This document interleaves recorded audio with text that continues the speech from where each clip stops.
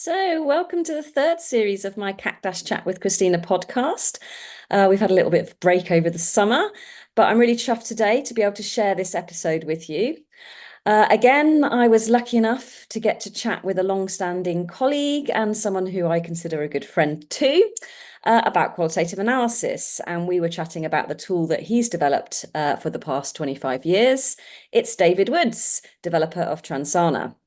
If you use any kind of audiovisual materials in your analysis, then you're going to find our chat really fascinating. It's full of insights into tools and methodologies, and of course, the balance between the two, which I'm sure you know is one of my favorite things to think about. David and I spend a bunch of time talking about the features of Transana, how ideas come from researchers, as well as David's own research work, and also how Transana's tools have sort of generally developed over the years. But also how he came to implement automated transcription into Transana after resisting doing so in the past. And related to that, actually, we also talk about how David builds Transana to support the analytic needs of a range of different methodologies. So we chat about the characteristics of video data and the radical differences with analyzing video in comparison to text data. And David describes some of the ways he uses Transana himself, depending on the type of analysis that he's doing. And of course, we don't dodge the hot topic of the day, AI. David shares his conceptualization of what AI is and what it isn't, and his current thoughts on developments in the field and whether they're good enough yet for the nuanced and interpretive needs of qualitative analysis. I hope you enjoy our chat. I'm sure you'll see that we both very much did.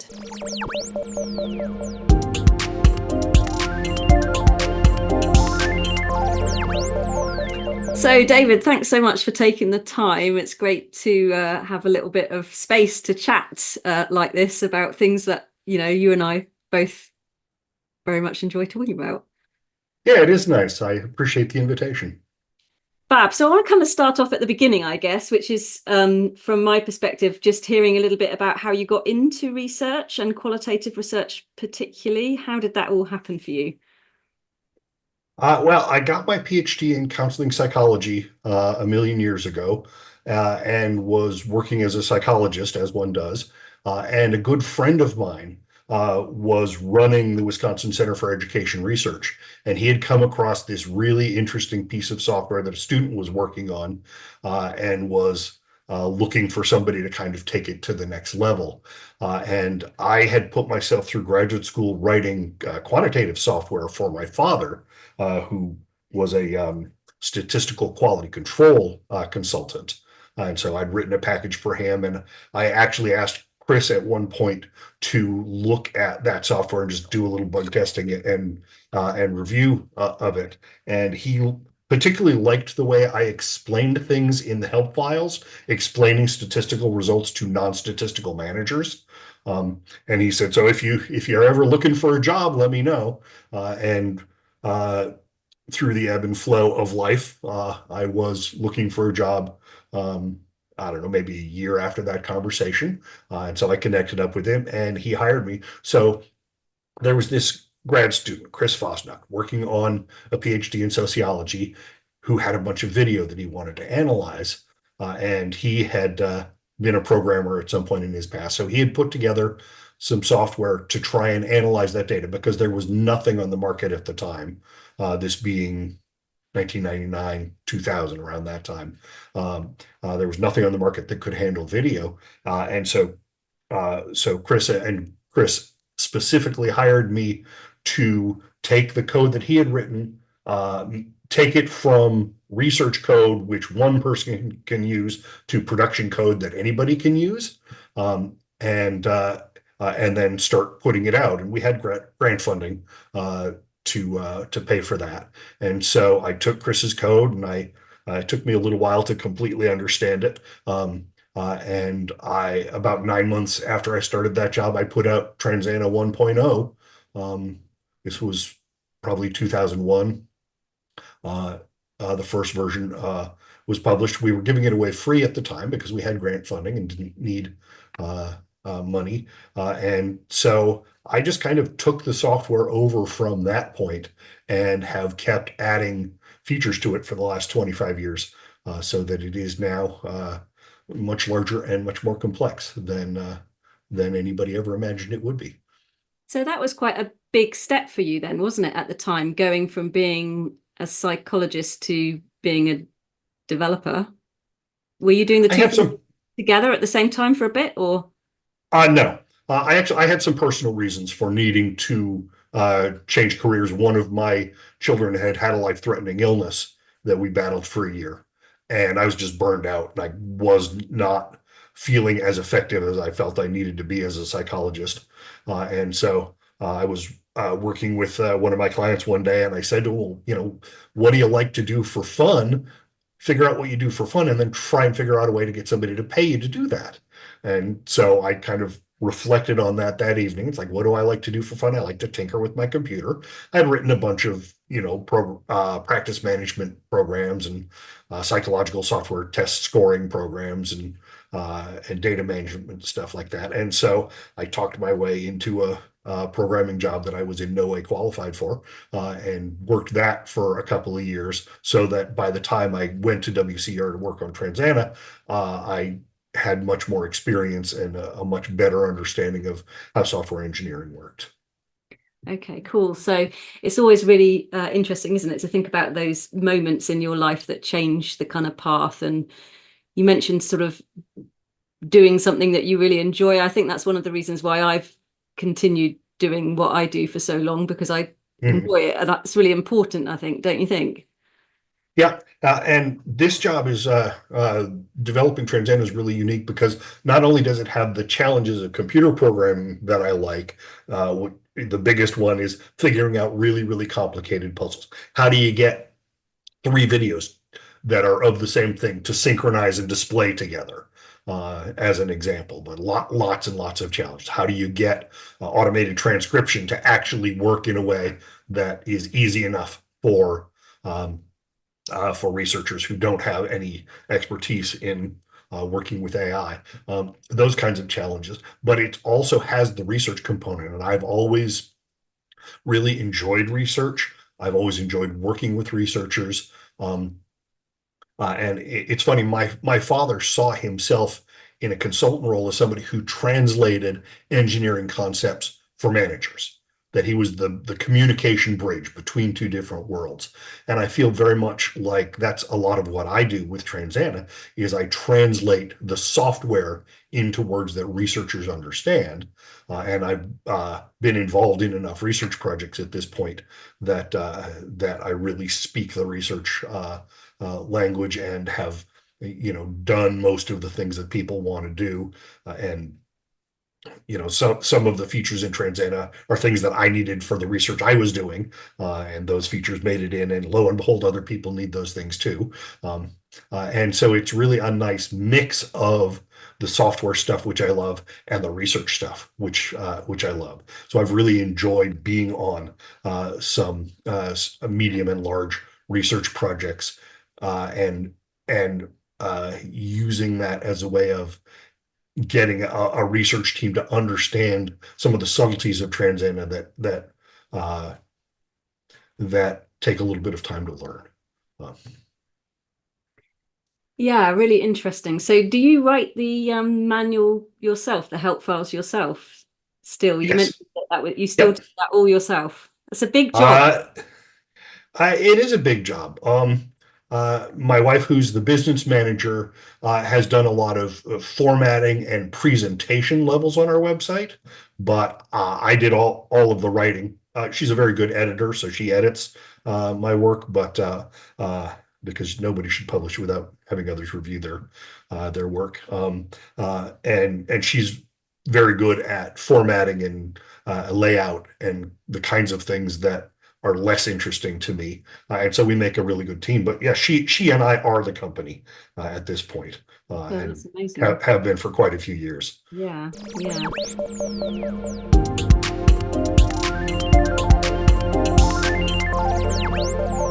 So you mentioned how it's developed, because obviously it's been quite a few years now since you started. So can we talk a little bit about some of the features? So I'm interested to know what you're kind of most proud about in terms of the development of features in Transana. There are four things that I see as kind of um, watershed moments in the development of Transana. So version 1.0 came out in, we'll call it September of 2001. That it's close enough. Version 1.1, I added multi-user features to it. I added the ability for more than one researcher to connect to the same data at the same time to do collaborative analysis. That was the first project that I did that went beyond what the code that Chris Fosnacht had given me, because I knew that with video data, you really needed collaboration in a lot of instances because you could get so much data and video takes some time to work with. So that was one of the first things I did. And I remember Chris Thorne hosted a conference in Madison at one point, and Lynn and Tom of at the time Nudist, then In Vivo, came to that conference, and it was great to get to meet them. And Tom, who was their programmer, took my workshop, and during all of the practice periods, everybody else would go off and play with their data, and Tom would quiz me on that. Now, how did you make it do this? And what's the underlying data structures for doing that? So I don't necessarily have more evidence than that, but I believe that I was influential in Vivo's coming out with their server version a few years later as well, because I think Tom was particularly intrigued in how the multi-user version worked. So that was kind of the first thing. The second project that I feel really good about is multiple simultaneous videos. That we had projects at WCER that were taking two, three, even four cameras into a classroom to try and capture more data. And they needed to be able to review those four camera feeds as a single unit, as a single analytic stream. And so I developed a feature in Transana that allowed it to play multiple simultaneous videos. And that was really challenging because, I mean, my training, my background is in psychology. So I had to teach myself a whole bunch of stuff about getting video players to work and figure out a bunch of stuff about how to get them to synchronize with each other. And there were a number of challenges that I really enjoyed in that. And that feature has been really fantastic too. I end up using that a lot. Then the third big accomplishment, Erica Halverson at WCER had a particular approach to data that she wanted to take. She wanted to look at her data through four different lenses, from four different perspectives. She had student documentary data, and she wanted to look at it from a director's standpoint, a cinematographer's standpoint, a sound engineer's standpoint, and a video editor's standpoint. And so we talked a lot about how can we do that? What we came up with was four simultaneous transcripts associated with the same media file. And so I got that up and working for her, and we actually ended up publishing a paper about that that I thought was really cool. We tried to include links to video examples on the web, and I have no idea if those videos are still available because publishing with video is still a challenge. But multiple simultaneous transcripts really revolutionized analysis, at least from my point of view. That's something I use all the time. I almost never work with just a single transcript. I often will have a gestural transcript or a descriptive transcript or a tonal transcript or some other additional transcript on top of my verbatim transcript to capture all of the aspects that you get in video data that don't have to do with the words, because that really is important data. And that gives me a good way of capturing that information, bringing it into the analytic process, and in the long run, being able to include it in publications. So that was a piece that I was very pleased by. And that one really surprised me. It was entirely Erica's idea, and I didn't quite get it for the first month or so I was working on it. But once I started to get it, and once I watched what could be done with it, I've really, really been pleased with that in terms of something that I think allows researchers to do things that they couldn't do otherwise. And that was Also, when, Sorry, Go ahead. both those things are pretty unique as well, aren't they? The synchronizing of the multiple video streams and the multiple transcripts per video. That's something pretty unique to Transana, am I right? There have been a couple of research-oriented projects that have tried to address that. There was MM, I don't remember the And other my two Meg. initials. Yeah, Yeah. and that was very much a research project in that it was available for a little while and then it disappeared and you can't make it work anymore, which is unfortunate. But that's the way it goes with a lot of research software. So that was a project that did that. There is a commercial product or two that tend to be extremely expensive that support that kind of thing. I know that in professional athletics, there is software that allows you to take multiple cameras, focus on individual athletes. And when they talk about studying film, there's a lot of software behind that in my head is very Transana-like in what it can do. Although it's not so focused on the words and the sort of academic analysis, it's much more focused on behavior and making selections of individual plays and individual moves. But I've got a whole model for using Transana for high school sports teams, for example, for people who can't afford the really, really expensive stuff the pros are using. And in fact, when one of my kids played football for a season, I recorded all of the games and built a database out of it, and showed the coach a bunch of things that I learned through analysis that they hadn't really quite figured out about what the team's strengths and weaknesses were. Hello, sweetie. And this is your third member of your team, is it not? Yes, this is the third member. This is Willow, who is in charge of testing, as well as enhancing staff satisfaction. Very good, very good. I interrupted you. You were going to talk about your fourth. Right. So the fourth piece is automated transcription. I fought with automatic transcription for years. There were these tools out there, Drag and Dictate, and there was one built into the Mac operating system. There was one built into the Windows operating system.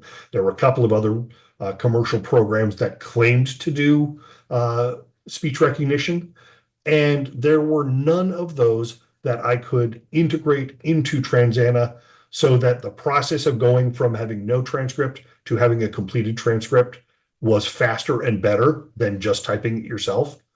And I mean, I would repeat these experiments once a year, once every 18 months or something, as there were changes in those features. And I was just always really frustrated. I considered voice recognition to be a very promising technology in that they had been promising us that technology for 20 years. It just didn't work yet.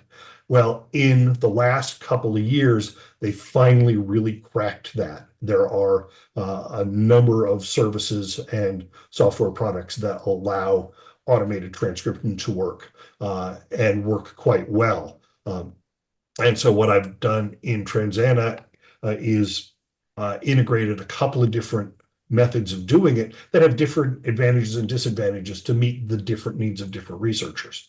So there's an embedded version so that your data never leaves your computer. If you have highly sensitive human subjects data, or particularly in this country, HIPAA, the health protected data, that you can't send your data out to a secondary server for the processing. There's actually one model that does all of the processing on your own computer, which is from my point of view, much better from a confidentiality standpoint. But there are advantages to the couple of commercial systems that I've integrated into Transana as well. And on the one hand, I feel like that's really revolutionized the process of working on data. That it's sped up going from raw video to being able to make selections in the data and start coding it and categorizing and doing analysis. It sped that process up to some degree. But the other side of it is that I have a very acute sense of the deficiencies of all of that. I would never work from an automated transcript without reviewing it first, without actually going through every single line in the transcript, making sure the transcript is accurate, because lo and behold, there was a sense it left out the word not. completely changed the meaning of the sentence. There was a sentence talking about executive bonuses, where it talked about somebody getting a bonus of 128 pounds. Well, that's not very impressive. Oh, it was 128,000 pounds. That's rather different. And so people expect this technology to be flawless, and it isn't. And so not only is it incumbent upon researchers to review the data very carefully and make sure that it's correct, but also that first overview of your data gives you a sense of what's in the data file that you just don't get from diving in and starting to code. You see that bigger picture. And I think that that's a really important familiarization step in the research project. And I worry that automated transcript makes that step seem less obvious and necessary to researchers. It's interesting as well, isn't it? Because, in the past, you've done sessions for the Cactus Networking Project and at conferences that we've both been at, David, when you've talked very much about transcription as an analytic act.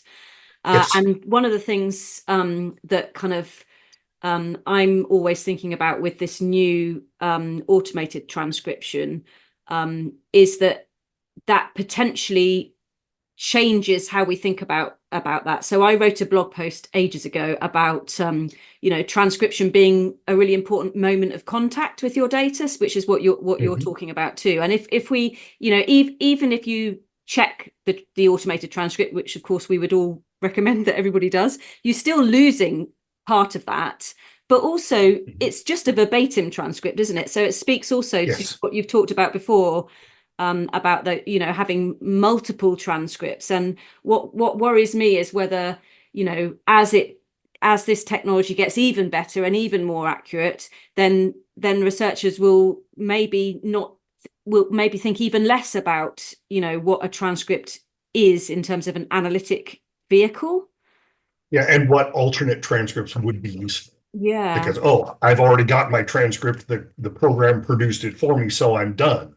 Yeah. Well, you're done with the verbatim transcript, but yeah, I absolutely agree. There are lots of other useful kinds of transcripts. And That I've we've done already projects with talked Transana when we haven't even had a verbatim transcript, when we've just created about. a log of, because we did a project on online meetings years ago before Zoom and stuff, and then we weren't interested in what the meeting was about. We were interested in how the different people were interacting with each Right, you other. were interested in process rather than content. Yeah, absolutely. So we had like what we called like a log or something, where we were just so we could quickly get to the particular moments in the transcript that we then then transcribed the interaction of what was going on. But we never transcribed what was being said, because that was just completely incidental to our analysis. So it's those kinds of things that concern me, that this technology changes the way people might think about things, or I don't know, encourages content over anything else. Well, I feel like I've been singing the praises of alternate forms of transcription for 15 or 20 years now, and I still don't think it's probably very widely adopted.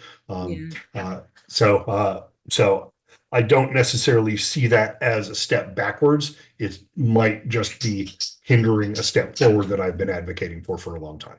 Mm.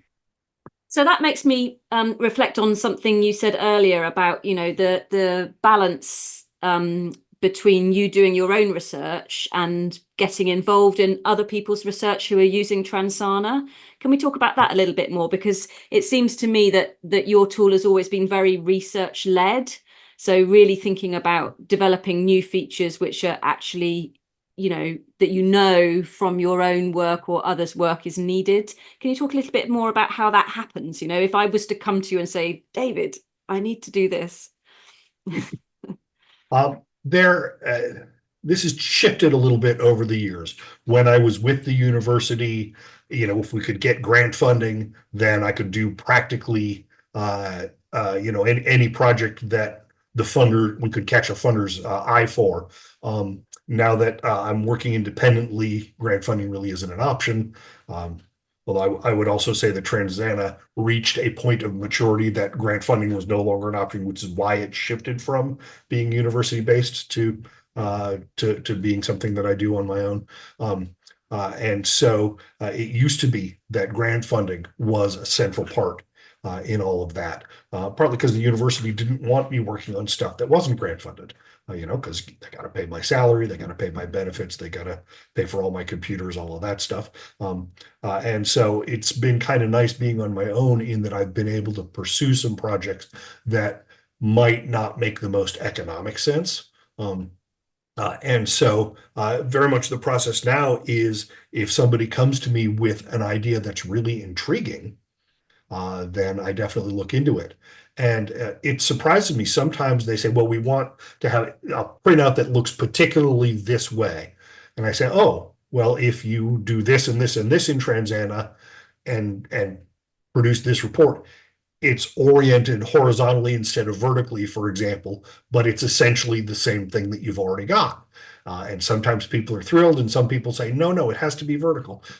So sometimes I'm just able to say, well, Transana already does that, and that's always very satisfying. But sometimes, I catch something that intrigues me so much that I carry it on my own, and I just go ahead and build that. And so there are a number of features that are like that. And there are a number of features that I'm looking towards as well, particularly in terms of increasing the number of media files that can be brought into the system and displayed simultaneously. Researchers are starting to, now that everybody's got a video camera on in their pocket all the time, the limitation of 4 simultaneous video feeds is starting to present some limitations for some research projects. And so have been a number of researchers who have encouraged me to increase that number. And so I'm trying to solve some of the screen real estate. Where do you put all those video feeds? Uh, uh, and as computers have gotten faster, the technological barriers that were there, 12 years ago, 15 years ago, when I first started working on that, those barriers have mostly been resolved. But there are some practical considerations that I've got to sort out. And so I get most or all of my ideas from other researchers. Occasionally, I'll be doing something and I'll say, gee, I really wish this particular feature worked a new way. And that usually is the kind of thing that I can get implemented in a half a day. And so that's one of the other ways that new features come into Transana, or more likely modifications of existing features.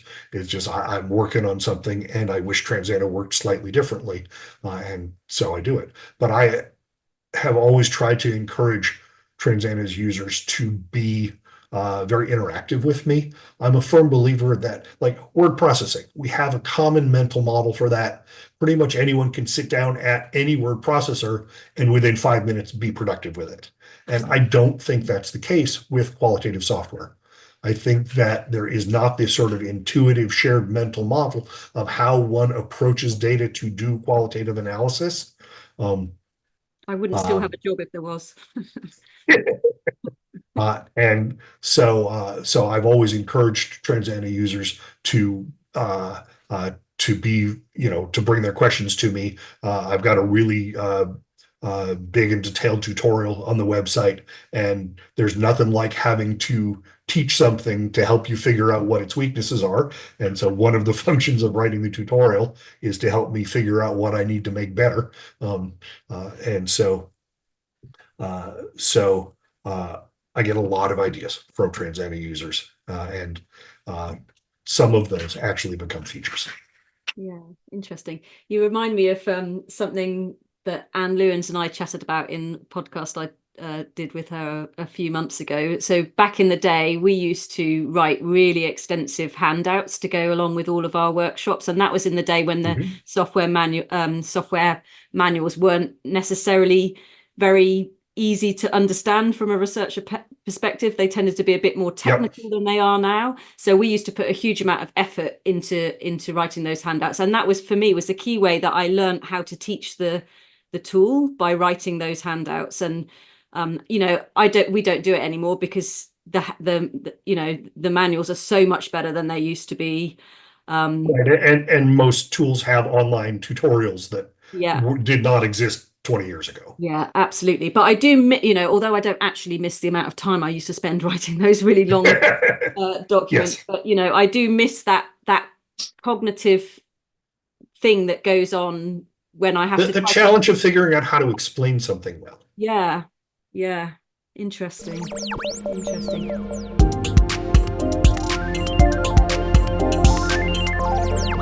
So you mentioned a few kind of contexts within which Transana is used, or you've used it already. So kind of sport and health and stuff. What kind of disciplines do you get the sense that people are using Transana in? Is Oh, it kind of across the board, or is it kind of particular things? um, I would say, as a slight overgeneralization, anything that you can collect video data of, somebody somewhere is using Transana to analyze it. Transana originally, for the first at least decade, was video only. You couldn't analyze text in it. Well, obviously I had to go in and implement text, and that was fascinating for me as well, because text is so radically simpler than working with video. It's like it explained a lot to me about why other programs approached video the way they did. It's like, oh, they're approaching video as if it were text, and it's not text, and they don't get it. And so being able to add that sort of layer into things was really, really interesting and instructive. And I'm sorry I distracted myself. What was the question? Oh, about disciplines or contexts within which it's used. Right, right. So pretty much anything you can imagine, somebody somewhere has used it. Any aspect of medical interaction, doctor-patient interaction, nurse-patient interaction, front desk uh, patient interaction, pharmacist-patient interaction, pharmacist-doctor interaction, pharmacist-nurse, all aspects of medical communication. Somebody somewhere has used Transana to study. There have been a whole bunch of political studies. Somebody used Transana to study. It was the it was political speech in the Ukraine immediately following the fall of the Berlin Wall. Um, there's somebody who used it to study Dutch soap operas. Uh, there was somebody who used it to study, animal behavior, many, many different types. Um, there was somebody quite a while ago who used it to study the social behavior of dwarf geckos. And the reason that they contacted me was that they needed to slow their video down a lot, because when dwarf geckos become social, if you'll excuse the idiom, they move very, very quickly. And to be able to study that, they needed to be able to slow their video down. Um, uh, there was a province in Australia that used it for all of its reporting for, I forget whether it was a court or a legislature, but they had all of these recordings, and so they threw them into Transana as a way of organizing them. Um, um, So, Certainly media studies, people who are studying uh, movies and television programs and YouTube and TikTok and all of that stuff. There are lots of people using Transana to study that. There's a project studying political unrest in South America, primarily looking at still photographs that get published on the internet and very, very short videos, the sort of 30 to 45-second range, using that as their data set. But they have, 30,000 data points or something like that. And so, they got in touch with me because it takes a long time to generate a 20,000 page report with 30,000 images in it. That just takes a while to put that together on the computer. And they were frustrated at the pace that was going. And so I worked on finding some ways to speed that process up for them. Um, uh, but yeah, I would say the vast majority of researchers I never hear from and don't really know what they're working on. Conversation analysis, discourse analysis, um, all of those, very sort of transcript heavy um, uh, methodologies. A lot of people there use Transana because it can add the Jeffersonian codes that don't appear on your keyboard. yeah. And that linkage to the media file is really, really crucial for all of that. Um, uh, So it's really, really broad in terms of the content, and it's really, really broad in terms of the methodologies that are being used.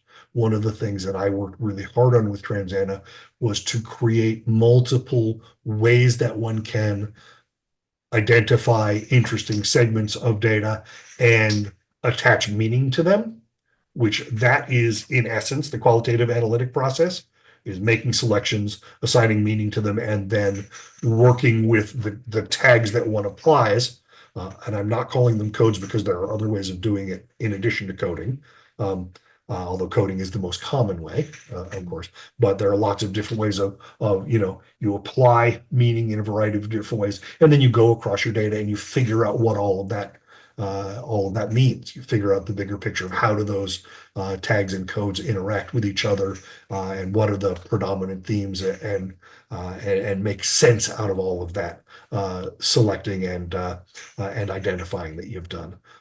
And so coming up with a variety of different metaphors, a couple of different ways of doing things so that different methodologies can be supported.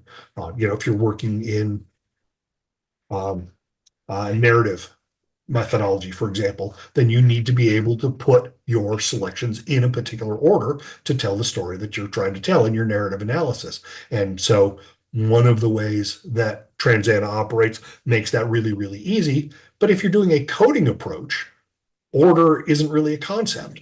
So there are some ways that that particular feature of one of the methodologies isn't supported by one of the approaches.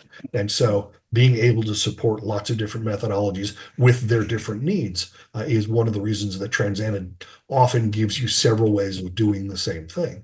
And I think that on one hand, that gives you tremendous flexibility that you may need as a researcher. On the other hand, I think that that has been a little bit of a long-term problem because it takes people a little bit longer to learn Transana. That, okay, I have to learn categorization and I have to learn coding, and then I have to figure out which of those better fits the analytic style that I'm using and the methodology that I'm using.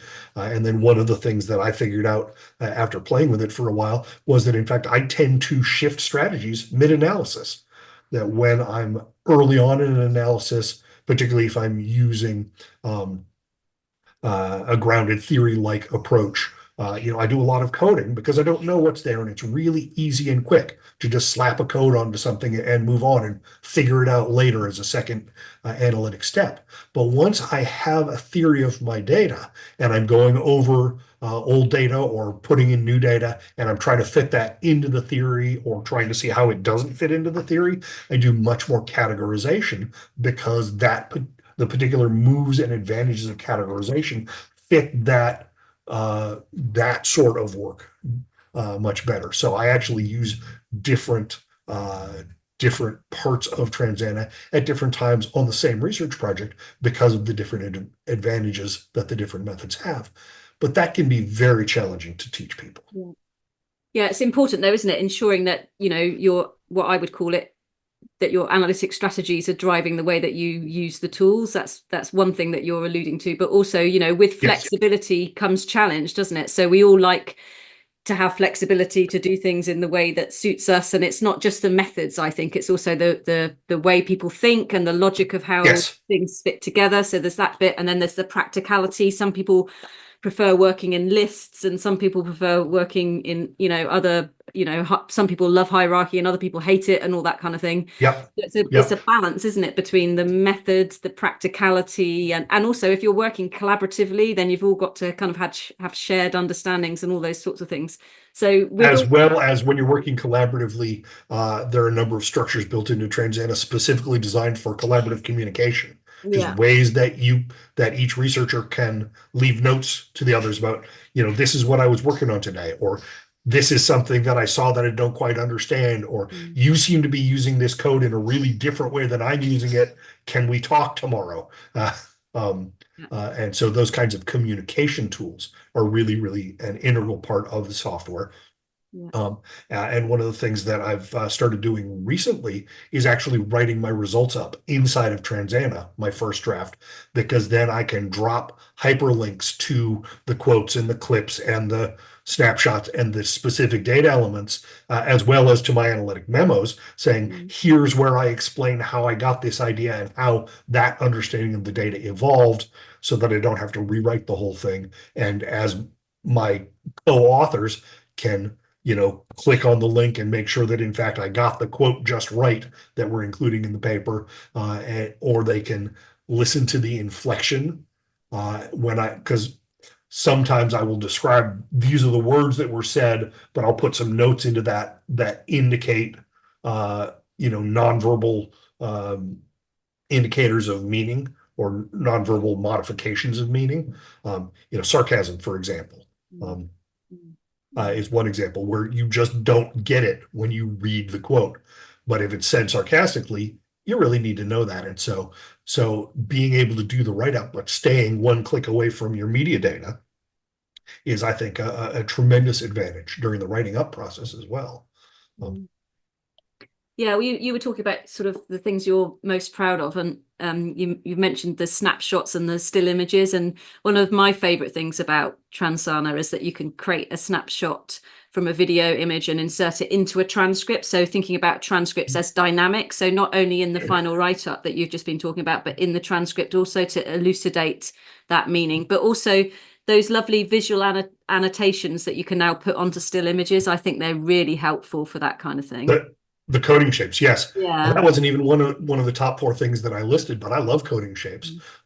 And particularly when I was adding PDF as a data source.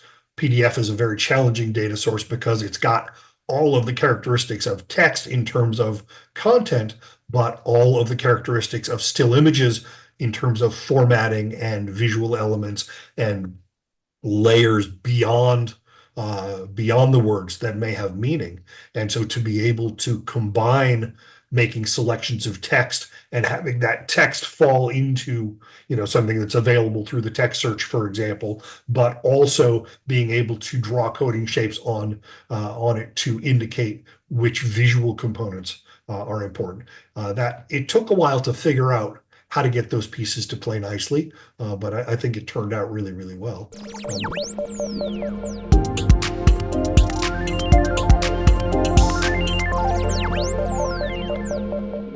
So what we're talking about, I guess, is, the extent of the human interpretation that goes into working, especially with video and image data that's so multimodal, and how your tools are kind of designed specifically for those, those sorts of things, handling those sorts of things.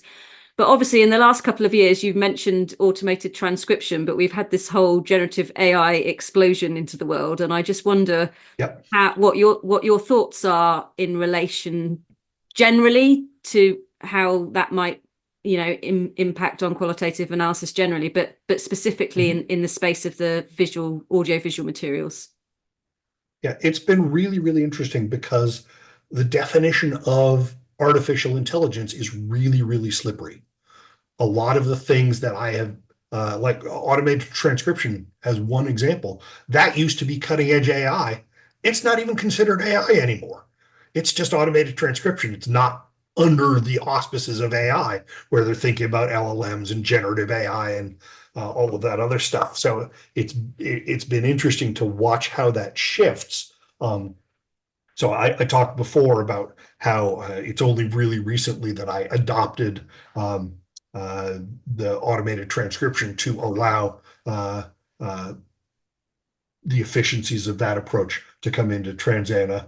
And I hope that in my documentation and in the tutorials and all of that, and in the explanation of the tools as people are using them, I hope that the warnings are sufficient so that people use those projects well. So I would say that the first bit of artificial intelligence that I brought into Transana is very much that automated transcription. And I'm finally to the point where it's not perfect. It absolutely needs researcher supervision, but I can, excuse me, I can bring in data and have it analysis ready more quickly because of that tool. And I'm looking at, for example, again, latent semantic analysis and non-negative matrix factorization are things that used to be considered AI. Those are basically just fancy names for being able to group words together. And so in Transana's word frequency report, uh, historically, most of the grouping had to be done manually in ways that was not necessarily ideal. And I'm currently working on implementing a couple of different tools to make that grouping process work much more smoothly. And it's interesting because there are two major approaches to that, and neither one of them is satisfactory from my point of view. Neither one of them quite works the way that people will expect that feature to be. And so I'm fighting with the tools right now to make it work the way I want it to. And I've pretty much got that nailed, and I'm looking forward to that being a central feature of our next release. But then there are grouping approaches. There are approaches that try and group together selections and try and identify what that grouping means. I have found a number of tools that are really, really good at creating groups, and I have yet to find a tool that is able to describe what that grouping means. It might take a look at a data set and identify a whole bunch of groups, and I'll go through it, and I'm often unable to figure out what the common theme was. There was one grouping where I finally concluded that the common theme was that all of the numbers had 11s in them, which is just not analytically that useful. And so those grouping technologies are something that a lot of people are working with, and I don't yet see the promise of that for Transana, at least, because I haven't found a way of understanding what the output of those grouping um, uh, algorithms has produced in a meaningful way. It takes me as long or longer to figure out what the AI groupings are as it does to review the data myself and come up with my own groupings. Um, I'm a firm believer that artificial intelligence is neither. It's not artificial, it's algorithm run, and it's not intelligence. AI tools, for the vast majority of the cases, their primary purpose is to predict what the next word will be given a set of words that has to come in. And that is not something that sounds to me like qualitative analysis. Um, uh, the basic task that they're trying to accomplish is not really a research task. My other major criticism of a lot of the AI tools is that they work by looking at what has already been done. They pull in the whole internet and they look at what has been done, what connections have been made in the past. And in my mind, qualitative research is not backwards looking. When you're doing qualitative analysis, you want to discover something new. You don't want to discover the presence of something that's already been discovered. There's, I mean, yeah, it's nice to confirm other research findings, but I'm much more interested in finding new things. And I don't see AI, at least in its current iteration, as really having the capacity of discovering new things that have not been discovered, discovering novel things that have been discovered. And so that's another of the things that I am struggling with, is trying to find an AI tool that does two things. First off, and this is the criteria that I'm going to use for implementing AI in Transana. The first thing that it has to do is it has to tell me things about a data set that I'm really familiar with, that I already know. It has to have been able to do essentially the same analysis that I did. And that's one step. But the other step is it has to tell me things about that data set that, because I've worked with it so much, I can recognize the truth of, but that I didn't figure out on my own. And when an AI tool can do those two things, that's when I'm going to jump on it and really be ready to do that. I have not found something that can do that yet. And maybe I just haven't looked at the right tools, or I'm 6 months too early at my looking, or whatever. I do think that AI is changing so fast that whatever I say today will be obsolete 6 months from now. Um, uh, but uh, but those are the criteria that I'm using for bringing AI in. Now, the other thing that I have read a little bit about is using AI to summarize information within qualitative research, that you can give it a large data set and have it produce summaries of different objects within that different pieces of the data, and as a way of making it more efficient to know what part of your data to look at, what part of your data is not relevant to what you're looking at today. And so that is something that I'm going to play with a little bit more and see if that process of summarization is something that I think can be made useful. But I use that process in a couple of non-Transana, non-qualitative analysis contexts. And right now I give that technology about a C or a C plus. It does find some things to focus on that are useful in summarizing a conversation or a webinar or gameplay or whatever. But there are also tendencies to find things that are irrelevant and focus on those. There's one of the tools that I've played with is really determined to find the most humorous element in any set of data that it looks at. And while that might be great for something like group gameplay, that really probably doesn't have a role in qualitative analysis, or at least in many qualitative analyses. I mean, if you're analyzing Netflix humor specials, then more power to you. But so uh, so I have not yet found those tools to be to have the right balance of being comprehensive enough that they hit the highlights, but not so comprehensive that the summary is longer than the original data. Uh, uh, so those summarization kinds of tools is another of the things that I'm looking at, and I just don't think the technology is quite there yet. But that one may be something that will be useful sooner rather than later. It's partly to do with the purpose, isn't it? So, in my experimentations, I've been summarizing something myself, and then have an AI summarize it. And the AI always summarizes it on a different from a different perspective from what I might be doing. And when I've summarized data myself in previous projects, I might summarize more than once coming from different perspectives. And so even if you're prompting to get the summary based on some prompts, it still doesn't have that background context within which your interest is in terms of the summary. So it's to do with how we place those sorts of what's the problem I'm trying to get solved by using these tools. There's also something underlying it. It's what's the research question? Yeah. I know when I first started at WCER in 2000, I was working with a researcher named Rich Lehrer, really, really brilliant guy. And he had this great data set. And because he was really thoughtful, he actually got really, really broad releases on this data. He could share this data with anybody for any research related reason.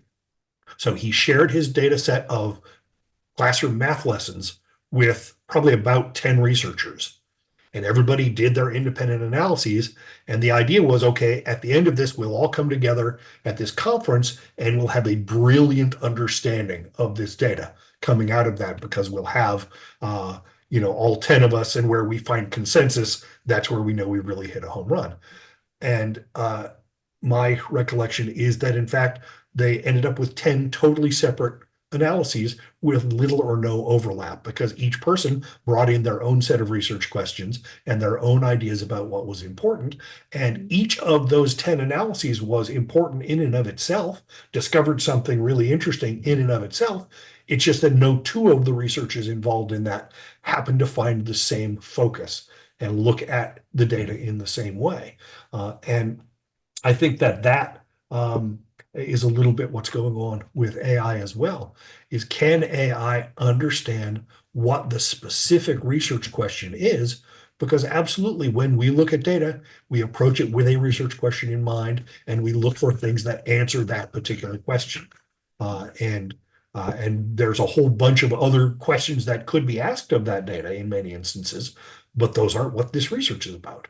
And so that is in no way a criticism of qualitative methodologies. That's just kind of an observation about the importance of the individual researcher and their understanding uh, of the the literature in their field, Yeah, and all that background knowledge that we bring to the research question. So even if yeah. you can prompt an AI or a large language model with some context about your project, it still doesn't have all of that worldly, human, interpretive background.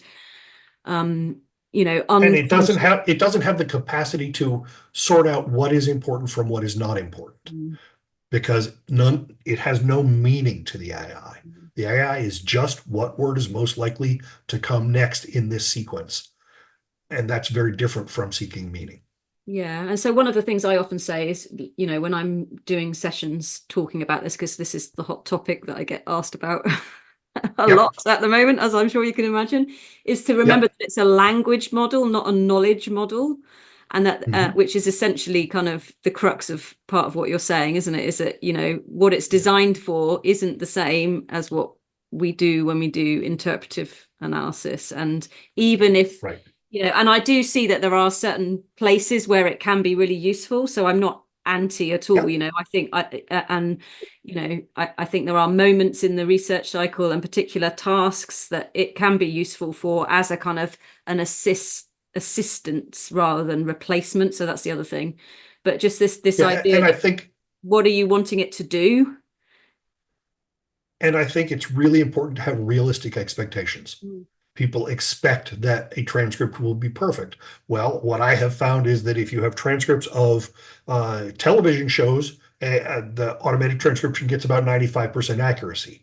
So I was working with one of the presidential debates from this country. It was an hour and a half long, 17,000 words, 95% accurate. There were 850 inaccuracies that I had to find and fix in that transcript. And you have to be realistic. And something like classroom data, if you get 80% accuracy, you're doing really, really well, which means 4 out of every 5 words are accurate, but 1 out of every 5 words isn't. And you're going to be putting some time, if you're doing decent research, into modifying that.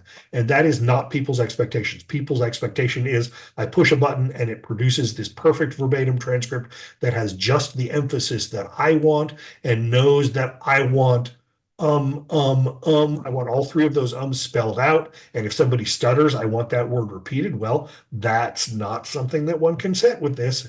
And so using the data sets that I've seen, one of the things that I'm often doing is putting in the repeats and the stutters and the ums and the overlapping speech too. Overlapping speech is just not something that automated transcription can handle. And so I think that when we move on to artificial intelligence used for analysis, I think researchers come into it with very unrealistic expectations. That's just not what the technology can do at this time. And I would love 6 months down the road to be proven completely wrong about this and to be implementing, the latest, coolest, shiniest stuff. I just have not found that really useful product for doing the intellectual part of analysis yet. Yeah, that's what's so exciting though, isn't it? That's what I find fascinating watching. So if I think about how it's changed even over the last 2 years of what's possible and how it's being appropriated in different contexts, Mhm. I find it quite fascinating just to observe what's going on and to think about it and, you know, because Yeah, that relationship between technology and methodology, I mean, that's really what we've been talking about a lot of the time today, David, isn't it? It's like, that's right. what I find super interesting. And we started with one of my interests being in kind of technology and how it can be useful in solving puzzles. And yes, this AI stuff presents some of the most gorgeous puzzles I've ever seen in my life. Um, uh, but I think that we have to be careful to not jump the gun because we get excited. Um, and yeah, um, I'm really looking forward to it. But I'm also being very conscious to make sure that for each coming release, I have a number of non-AI related feature improvements too, because I don't want neglect the stuff that people actually will use because I'm spending all of my time chasing stuff that isn't quite ready for prime time yet.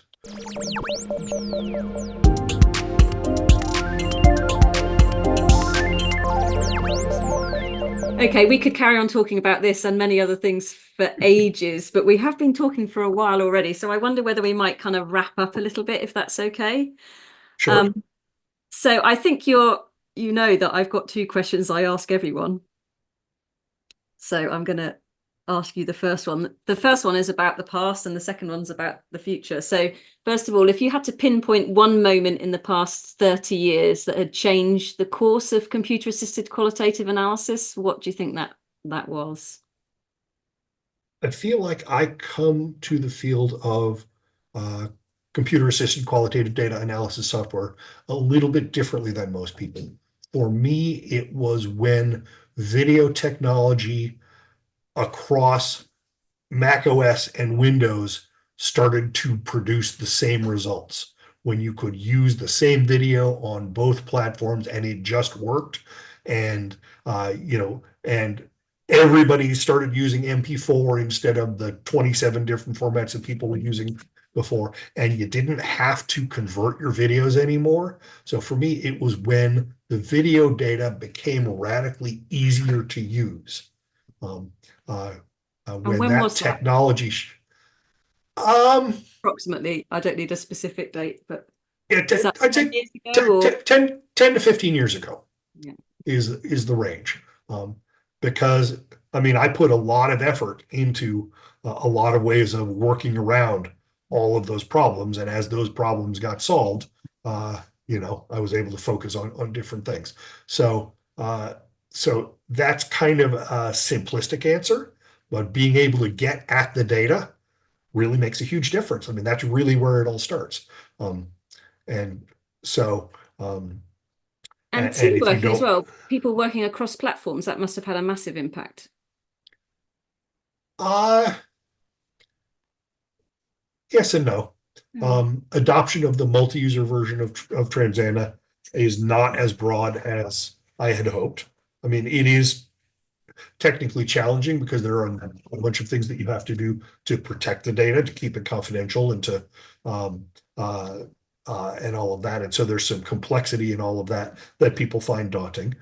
There's some social engineering involved in getting people to be able to work as a team on the same data that is challenging. And there's some financial barriers in that because of that added complexity, the collaborative versions of software tend to be more expensive. And that is absolutely a barrier. But as I mentioned, the first version of multi-user Transana came out in early 2002. So to me, that's technology that's been there forever.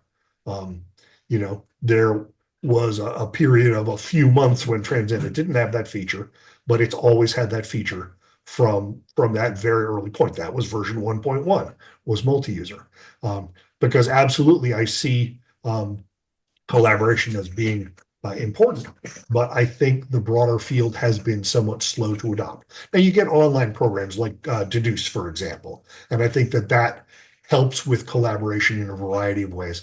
I haven't quite played with it enough to look at what happens when two people are looking at the same data at the same time, but hopefully they've done a good job resolving that. I know that is a lot that I do with Transana to make that collaboration process work smoothly. And I don't actually think that the adoption of that has been as high as I had expected it to back, 20 some odd years ago. Okay, thanks. Let's move to the future then. What's one thing that you think needs to happen for the field to further advance methodology? So what needs to happen to move methodology forward? There are certain conferences that shall remain nameless that still shun the use of computers in qualitative analysis. That if you're not doing stuff on paper, you're not doing real qualitative analysis. And I cannot believe after all these years that that's still a major thrust in some parts of uh, of the world, or in some parts of the qualitative analysis world. So I think that acceptance that the computer doesn't do the analysis, it's just a tool. And guess what? Pieces of paper are a tool. Scissors are a tool. Highlighters are a tool. The computer just gives you a slightly different metaphor for doing those exact same things. So I think that universal acceptance that computerized tools are legitimate. I think that is something that would help, and I think that that is slowly happening. But I'm surprised that there are still pockets of resistance to that. I think that interoperability would be huge, and I know that the uh, the Rafi project took a really, really good stab at that and achieved a lot of what they were trying to. Um, and I think that that concept is still absolutely important and valid. I was just disappointed that the implementation didn't quite work in terms of media-based data. Um, uh, and so I think that the ability to move data from one piece of software to another would really revolutionize things in a lot of ways. Uh, uh, That's two Although I things, think David. I said one. It's cheeky. I didn't like my first answer all that much. I think the first answer is really important because, like, I don't think it's just pockets of resistance. I mean, Mhm. in my experience over here in the UK, and I do most of my teaching, not all of it actually, but quite a lot of it in Europe, obviously. And it's still amazing to me how many students come to us who basically have supervisors who've told them not to use software. Mhm. Yeah, it's not unusual still now. I think it's nuts.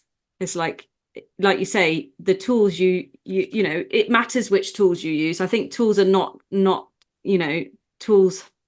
The tools you choose to use do have an effect on Yes. how you go about things. So they're not neutral things, but like you said, it's just another tool, and the kind of suggestion that it's not a good thing to use software or an online app as a tool, I think is something that some surprisingly large pockets of people are still communicating to students.